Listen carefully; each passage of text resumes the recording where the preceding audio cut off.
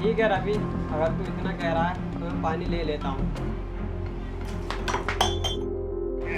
अबे लड़की, तुझे दिखाई नहीं दे रहा मेरे अच्छे खासे कपड़े भिगो दिए? आंखें होते हुए भी अंधी हो रही है। बंद कर लो। तुम्हारे सामने बैठी हुई आईएएस ऑफिसर, तुम्हें एक आईएएस नजर नहीं आ रही? ये थप्पड़ तुम्हें तुम्हारी औकात याद दिलाता रहेगा, समझे? तुम बहुत औकात औकात करते थे ना, अब पता चल गया ना कि किसी की भी औकात कहीं भी कभी भी बदल सकती है, समझे? चलो निकलो।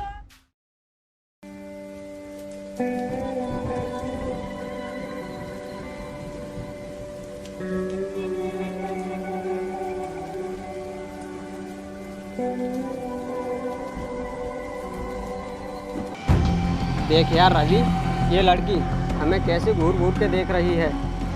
अरे देखने दे, देख रही है तो तुझे क्यों परेशानी हो रही है? अपनी आंखों से ही तो देख रही है, देखने दे। भैया मुझे खाने को कुछ दे दो, मैंने 2 दिन से कुछ नहीं खाया है, भूख के मारे मेरे पेट में दर्द हो रहा है। अरे तू हमारे पास क्यों आई है और खाने के लिए हमसे क्यों मांग रही है? जाकर अपने घर वालों से मांग, वो दिलाएंगे तुझे खाने के लिए। भैया मैं अपने घर वालों से कहाँ से मांगूं? बचपन में ही मेरे माँ बाप मुझे छोड़कर चले गए और उसके बाद मेरे घर वालों ने मुझे घर से बाहर निकाल दिया। तब से मैं इधर उधर मांग कर ही अपना पेट भरती हूँ। ये तो बहुत बुरा हुआ तुम्हारे साथ, लेकिन तुम चिंता मत करो, आज से तुम मेरे साथ ही रहोगी। अरे रवि, तू पागल है?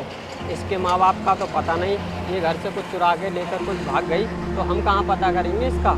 अरे यार राज, तू ऐसा कैसे कह सकता है? चेहरे से तो ऐसी लगती नहीं है, किसी के हालातों का ऐसे मजाक नहीं बनाते। फिर भी रवि, मैं तुझे समझा रहा हूँ, एक बात सोच ले, ऐसी लड़की पर भरोसा नहीं करना चाहिए। अरे साहब रहने दीजिए ना, आप मेरी वजह से आपस में क्यों लड़ रहे हैं? मैं इधर उधर से मांग कर अपना गुजर बसर कर लूँगी, लेकिन आप मेरी वजह से मत लड़िए। ऐसी कोई बात नहीं है। राज तू इधर आ, ऐसा करते हैं, इसे घर ले चलते हैं और इससे घर का काम कराएंगे और रात का बचा हुआ खाना ऐसे दे दिया करेंगे।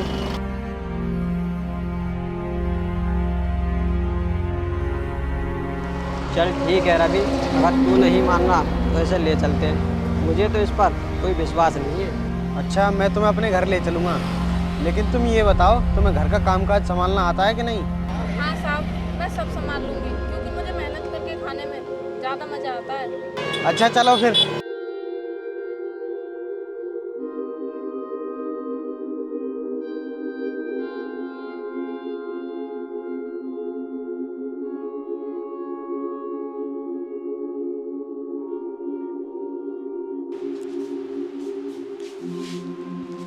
देखो, ये है मेरा घर और आज से इस घर की सारी जिम्मेदारी तुम्हारी है। और हाँ, गलती कोई भी होनी नहीं चाहिए।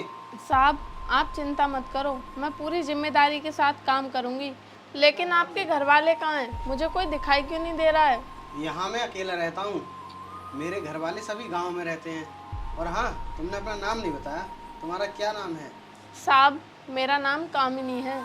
ठीक है कामनी, तुम काम पर लग जाओ, मैं तुम्हारे लिए बाहर से कुछ कपड़े लेकर आता हूँ।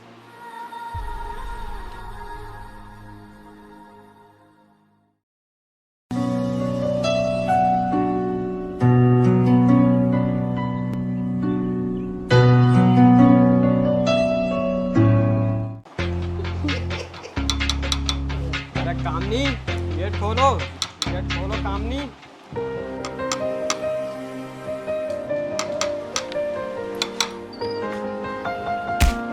क्यों रे बे लड़की, तुझे दिखाई नहीं दे रहा मेरे अच्छे खासे कपड़े भिगो दिए? आंखें होते हुए भी अंधी हो रही है। साहब मैं तो आपको सही से क्लास पकड़ा रही थी, लेकिन आप ही ने सही से क्लास नहीं पकड़ा और आपकी गलती है, आप मेरी गलती बता रहे हो।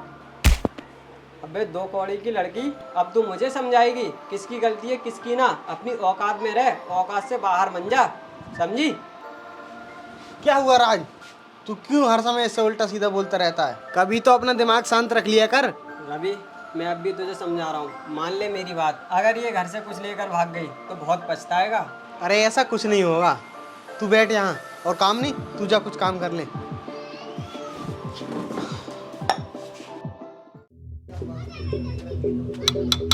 अरे कामनी, अरे कामनी, गेट खोलो।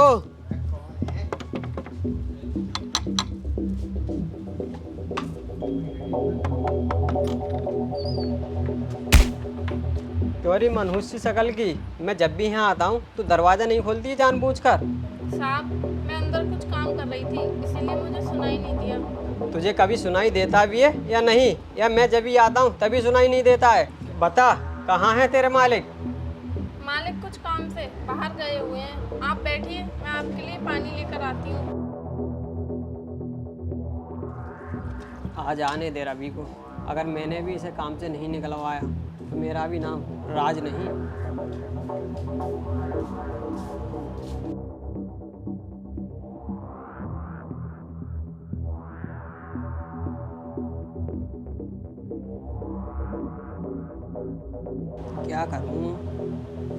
क्या करूं जो कि इसको घर से निकलवा सकूं? ऐसा करता हूँ, इस पर चोरी का इल्ज़ाम लगा देता हूँ। ये पैसे यहाँ रख देता हूँ और कह दूँगा ये तुम्हारे घर में से चोरी करके ये पैसे ले जा रही थी।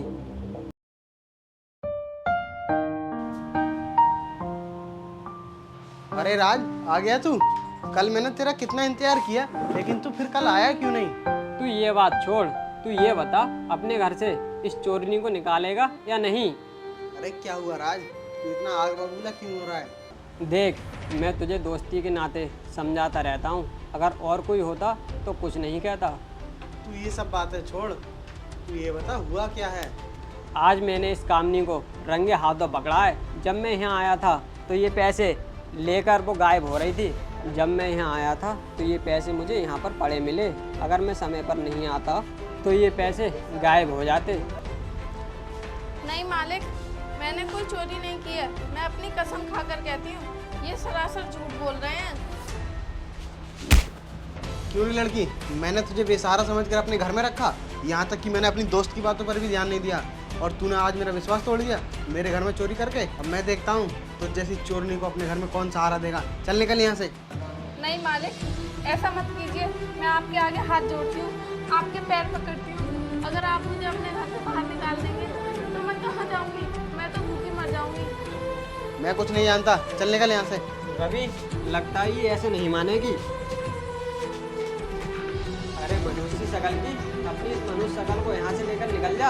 आगे से दिखाई मत दे जाना, चोरनी, निकल जा यहाँ से।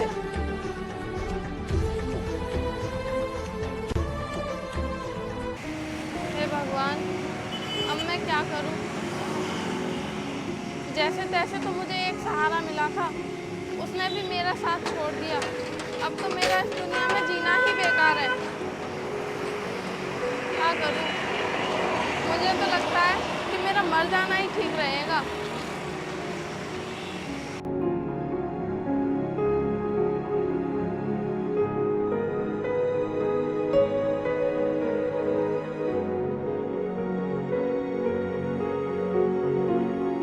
ए, कौन हो तुम? उठो।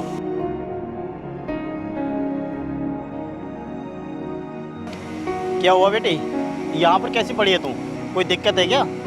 अगर कोई दिक्कत हो तो मुझे बता। साहब, अब मैं आपको क्या बताऊं? मेरा इस दुनिया में कोई नहीं है। मैं इधर उधर मांग कर ही अपना पेट भरती हूँ। एक सहारा देने वाले साहब मिले भी थे, लेकिन उन्होंने भी अपने दोस्तों की बातों में आकर मुझे घर से बाहर निकाल दिया। अब आप ही बताओ, मैं क्या करूँ? बेटी, ये तो तेरे साथ बहुत बुरा हुआ, लेकिन तू चिंता मत कर। आज से तू ना मेरे साथ रहना, क्योंकि मेरा भी इस दुनिया में कोई नहीं है, और ये जितनी भी मेरी प्रॉपर्टी है ना, इसका मैं अकेला वारिस हूँ। आज से मेरे साथ रहना और इसी की देखभाल करना, क्योंकि मैं भी कैंसर का मरीज हूँ। पता नहीं मैं कब चला जाऊँ, इसलिए मैं चाहता हूँ मेरे जीते जी मेरी जितनी भी प्रॉपर्टी है ना, वो कोई अच्छे हाथों में जाए। मैं ये नहीं चाहता कि मेरे नाम का कोई गलत उपयोग करे। इसलिए बेटी, आज से तुम मेरे साथ ही रहना। लेकिन साहब, मुझे ऐसे खाना अच्छा नहीं लगेगा। अगर आपके पास कोई काम हो तो वो काम मुझे दे दीजिए, जिससे कि मैं मेहनत करके अपना पेट भर सकूं, क्योंकि मुझे मेहनत करके खाना अच्छा लगता है, हराम का खाना नहीं। अरे बेटी, कैसी बातें कर रही है? मैं तुझे कोई हराम का खाने के लिए नहीं दूंगा। तू जितना मेरा काम करेगी वो सब मेहनत से ही तो करेगी, वही तेरी मेहनत का फल होगा। साहब, आप बहुत ही और बहुत अच्छे नेक दिल इंसान हैं। अगर आपकी जगह पर कोई और होता तो शायद मुझे अब तक धक्के मार कर भगा देता। और आप मुझ पर इतना विश्वास कर ही रहे हैं तो ठीक है, मैं आपके साथ चल रही हूँ। लेकिन आपको एक बात याद रहे, मेरे साथ कुछ गलत घटना नहीं घटनी चाहिए, क्योंकि पहले से ही मेरे साथ बहुत कुछ बुरा हो चुका है। बेटी कैसी बातें कर रही है, मुझ पर विश्वास कर, मैं तुझे यकीन दिलाता हूँ तेरे साथ कुछ भी गलत नहीं होगा। चल अंदर चल, बहुत धूप पड़ रही है।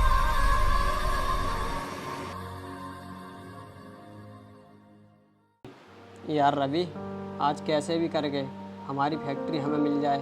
अगर फैक्ट्री नहीं मिली तो हमारे पास और कोई रास्ता भी नहीं है जिससे कि हमारा गुजारा हो जाए। हाँ यार राज, तू सही कह रहा है। हमारा सब कुछ बिक चुका है, फिर भी हमें हमारी फैक्ट्री नहीं मिली। पता नहीं कौन सा दुश्मन हमारे पीछे पड़ा है। चलो फिर चलते हैं, IAS ऑफिसर के पास ही चलते हैं। शायद वही हमारी फैक्ट्री वापस दिलवा दें, और तो कोई हमारे पास रास्ता भी नहीं बचा है। ठीक है फिर चलते हैं, शायद आज हमारा काम हो जाए।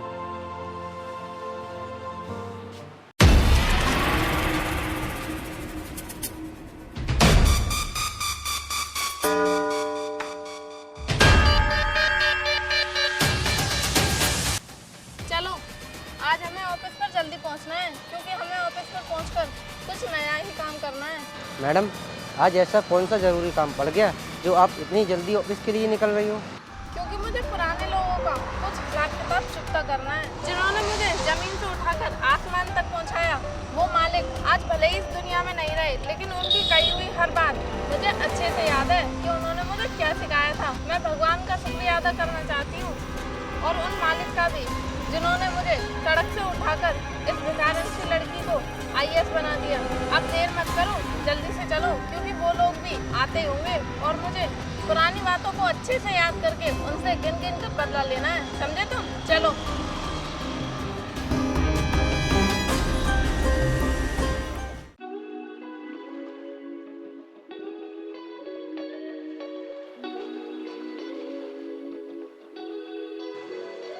नमस्ते सर जी। नमस्ते नमस्ते, बताइए क्या आसान हुआ? वो हमें मैडम से मिलना है, उन्हीं से कुछ काम है, मिलवा दो। अच्छा, तो तुम्हें मैडम से मिलना है। आप ऐसा करिए, कुछ देर इंतजार कीजिए, मैडम अभी आती हुई। ठीक है साहब।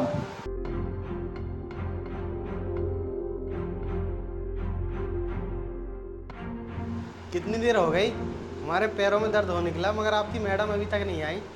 अच्छा, अभी रुकिए, मैं मैडम को फोन लगाकर देखता हूँ।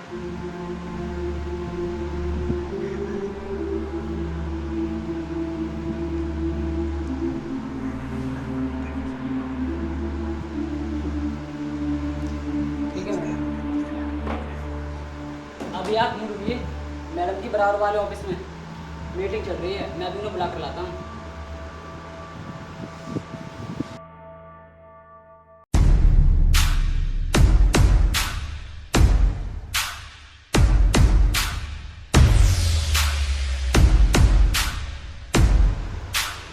अरे कामनी, तू यहाँ? ये सब कैसे हो सकता है? तेरे तो खाने तक का ठिकाना नहीं था। इतनी बड़ी IAS ऑफिसर कैसे बन गई? हाँ रवि, तू सही कह रहा है, इसकी औकात है IAS बनने की। लगता है ये हमारे साथ कोई ड्रामा कर रही है और हमारी परेशानी का मजाक बना रही है। ये तुम अपने पुरानों को बंद कर लो। तुम्हारे सामने बैठी हुई IAS ऑफिसर, तुम्हें एक IAS नजर नहीं आ रही? तुम दोनों पागल हो गए हो क्या? अच्छा, ये सच में IAS ऑफिसर बन गई? हमें नहीं पता था। अपनी ये फालतू की बकवास बंद करो और काम बताओ। मैं यहाँ पर तुम्हारी फालतू की बकवास सुनने नहीं आई हूँ। चुपचाप से अपना काम बताओ। मैडम, हमारी फैक्ट्री पर किसी ने कब्जा जमाया हुआ है। हमने खूब पैसा बहा दिया, काफ़ी मेहनत कर ली, लेकिन हम अपनी फैक्ट्री पर कब्जा नहीं कर पा रहे हैं। अब आप ही हमारा एक सहारा हैं, हमारी मदद कीजिए। अच्छा, एक बात बताओ, कितने रुपए की होगी वो फैक्ट्री तुम्हारी? वो मैडम लगभग 49 से 50 लाख रुपए की होगी हमारी फैक्ट्री।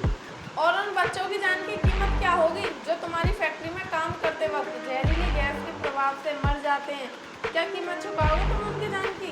तो फिर बताओ, कैसे लौटा दूं मैं तुम्हारी फैक्ट्री? तुम्हारी फैक्ट्री से जहरीला धुआं निकलने के कारण हर साल लाखों लोगों की जिंदगी बर्बाद होती है। मैडम, हम आपके आगे हाथ जोड़ते हैं, कैसे भी करके हमारी फैक्ट्री दिलवा दो। अगर हमें हमारी फैक्ट्री नहीं मिली तो हम तो भिखारी बन जाएंगे।